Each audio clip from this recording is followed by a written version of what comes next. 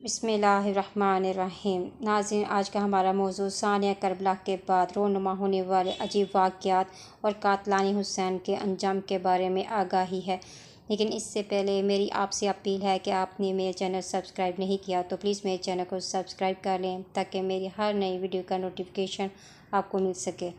دنیاوی لالچ میں آ کر دو جہاں کی تباہی اور بربادی مول لینے کی ایک عبرتناک مثال یزیدی لشکر کی ہے، جس نے مال و دولت اور حکومت و اقتدار کی خاطر نواسۂ رسول حضرت امام حسین علیہ السلام اور ان کے رفقا کو شہید کر دیا۔ تاریخ گواہ ہے، جو لوگ ان نفوس قدسیہ کے مقابلے میں آئے وہ زندگی میں چین نہ پا سکے۔ یہاں بھی انہوں نے ذلت اور رسوائی کی سزا پائی، جبکہ میدان محشر کا معاملہ اس کے علاوہ ہے۔ تقریباً 6000 تو مختار سقفی کے ہاتھوں ہلاک ہوئے۔ چند کا عبرتناک انجام یہاں ذکر کیا ہے۔ حضرت امام حسین علیہ السلام کا قاتل سنان بن انس ایک بار لوگوں کے درمیان کھڑا ہوا اور کہنے لگا، میں نے امام حسین علیہ السلام کو قتل کیا ہے۔ یہ کہہ کر وہ اپنے گھر چلا گیا۔ اچانک اس کی زبان بند ہو گئی، عقل جاتی رہی۔ اس کی یہ حالت ہو گئی کہ جہاں کھاتا تھا وہیں پیشاب اور پخانہ کرتا تھا۔ یہ سوانح کربلا، صفحہ نمبر 183، حوالہ نمبر۔ حضرت عمارہ بن عمیر رضی اللہ عنہ سے روایت ہے، جس وقت ابن زیاد اور اس کے ساتھیوں کے سر لا کر رکھے گئے تو میں بھی ان کے قریب تھا۔ اچانک ایک شور سا بلند ہوا، وہ آ گیا، وہ آ گیا۔ میں نے دیکھا تو ایک بڑا سانپ ان سروں کے درمیان سے ہوتا ہوا ابن زیاد کے سر کے پاس پہنچا اور اس کے نتھوں میں گھس گیا۔ تھوڑی دیر کے بعد نکل کر غائب ہو گیا۔ اچانک پھر شور اٹھا، وہ آ گیا، وہ آ گیا۔ وہی سانپ نمودار ہوا اور 2 یا 3 بار اسی طرح کیا، یعنی سانپ ابن زیاد کے نتھوں میں گھس گیا۔ خالد بن یزید، جس نے حضرت امام حسین علیہ السلام کے سر اقدس کو تن سے جدا کیا تھا، ذلت کی موت مارا گیا۔ یہ گھر میں چھپ گیا تھا۔ اس کی بیوی نے اسے پکڑوا دیا۔ مختار کے حکم سے اسے شاہراہ عام پر قتل کیا گیا، پھر اس کی لاش کو جلا دیا گیا۔ سبت ابن الجوزی روایت کرتے ہیں، جس شخص نے امام مظلوم علیہ السلام کا سر مبارک اپنے گھوڑے پر لٹکایا تھا، چند روز بعد اس کا منہ کوئلے سے زیادہ کالا ہو گیا۔ لوگوں نے کہا، تیرا چہرہ تو عرب بھر میں تر و تازہ تھا، یہ کیا ماجرا ہے؟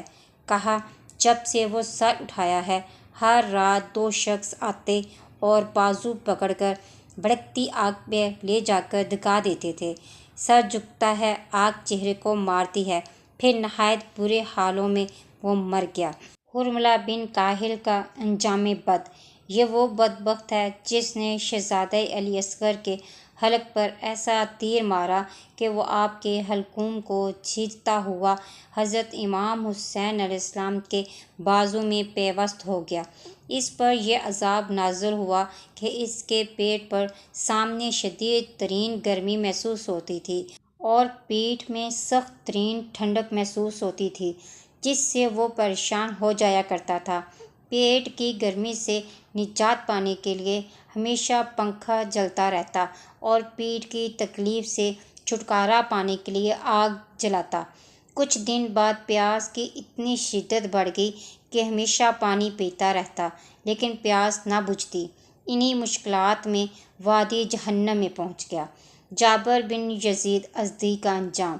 یہ وہ شخص تھا جس نے شہادت امام علیہ السلام کے بعد آپ کا امامہ شریف اتارا۔ یہ بد نصیب شخص پاگل ہو گیا تھا اور گندی نالیوں کا پانی پیتا اور جانوروں کا گوبر کھاتا ہوا مر گیا۔ نبی پاک صلی اللہ علیہ وآلہ وسلم کے گھر والوں سے محبت تو ایمان کا ایک اہم جز ہے، اگر اس میں کوتاہی ہوئی تو وہ تباہی ہے، اور ان سے بغض رکھنے والوں کا انجام دنیا اور آخرت میں خدا کا عذاب ہے۔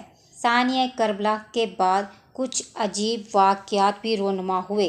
اس کے بارے میں شاہ عبد العزیز محدث دہلوی کی کچھ ایسی روایات اور واقعات ملاحظہ کریں، جن سے پتہ چلتا ہے کہ حضرت امام حسین علیہ السلام کی شہادت کے بعد دنیا میں عجیب و غریب واقعات رونما ہوئے۔ ام حبان کی روایات میں مذکور ہے۔ نمبر 1، سورج گرہن کا لگنا۔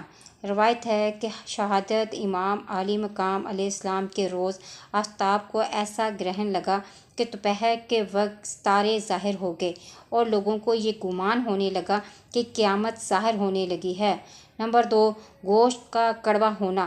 امام علی مقام کی شہادت کے بعد یزید کے لشکری آپ علیہ السلام کے لشکر کے اونٹ پکڑ کر لے گئے، اس کو ذبح کر کر کھانے لگے تو اس کا گوشت اندرائن، جسے پنجابی میں کورتمبا کہتے ہیں، کی طرح کڑوا تھا، کسی کو بھی اسے کھانے کی ہمت نہ ہوئی۔ نمبر 3، ورس کا جلنا۔ ورس ایک خاص قسم کی گھاس ہوتی ہے۔ ایک قافلہ جو یمن سے عراق کی طرف گھاس لے کر جا رہا تھا، عراق کے راستے سے یزید کے لشکر کے ساتھ مل گیا۔ اونٹوں پہ لدا ہوا تمام کا تمام ورس یعنی گھاس جل کر راکھ ہو گیا۔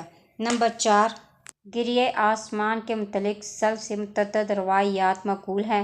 ابن جوزی نے ابن سیرین سے روایت کی ہے کہ قتل حسین علیہ السلام کے دن سے 3 روز تک دنیا تاریک رہی، اس کے بعد آسمان میں سرخی ظاہر ہوئی۔ منقول ہے کہ حضرت امام علی مقام کے سر مبارک کا دارالمارا کوفہ میں لایا گیا اور وہاں رکھا گیا تو دارالمارا کی دیواروں سے خون جاری ہو گیا۔ بیت المقدس کے پتھروں کے نیچے سے تازہ اور سرخ خون کا برآمد ہونا اور زعفران کا جلنا۔ بہقی اور ابو نعیم نے روایت کی ہے کہ جب حضرت امام حسین علیہ السلام شہید ہوئے تو آسمان سے خون برسا اور صبح کے وقت ہمارے مٹکے، گھڑے اور تمام برتن خون سے لبالب بھرے ہوئے تھے۔ نمبر 5، بیت المقدس میں خون۔ بہقی اور ابو نعیم نے زہری سے روایت کی ہے، زہری نے کہا، مجھ کو خبر پہنچی کہ جس دن امام حسین علیہ السلام شہید ہوئے، بیت المقدس میں جس پتھر کو اٹھایا جاتا تھا اس کے نیچے تازہ سرخ خون نکلتا تھا۔ نمبر 6، 3 دن تک اندھیرا۔ روایت میں ہے جس دن امام حسین علیہ السلام شہید ہوئے اس کے بعد 3 دن تک اندھیرا چھایا رہا، جس نے منہ پر زعفران ملا اس کا منہ جل گیا۔ شفق کی سرخی سید الشہداء کی شہادت سے قبل نظر نہ آئی تھی۔